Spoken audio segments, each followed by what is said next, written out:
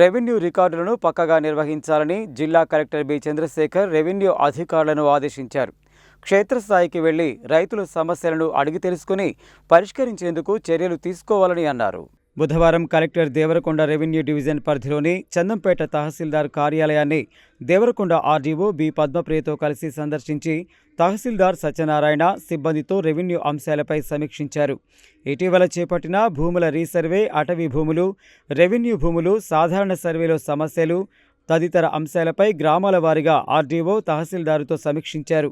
ప్రభుత్వ భూముల సర్వే సమయంలో పరిశీలన పక్కాగా జరగాలని, ముఖ్యంగా అటవీ భూములు, రెవెన్యూ భూములు, ప్రభుత్వ భూముల సర్వే సమయంలో క్షేత్రస్థాయికి వెళ్లి రైతుల సమస్యలను అడిగి తెలుసుకుని పరిష్కరించేందుకు చర్యలు తీసుకోవాలని అన్నారు.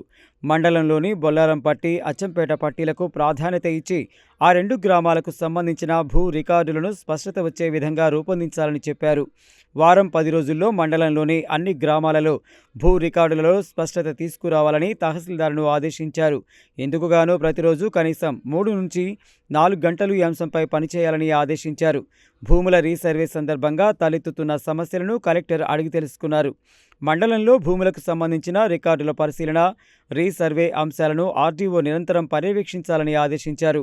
పొగిళ్లకు సంబంధించి రికార్డులను ఇదివరకే పరిశీలించినందున వచ్చిన అభ్యంతరాలను పరిశీలించి పొగిళ్ల రికార్డులను కూడా సిద్ధం చేయాలని ఆయన ఆదేశాలు జారీ చేశారు.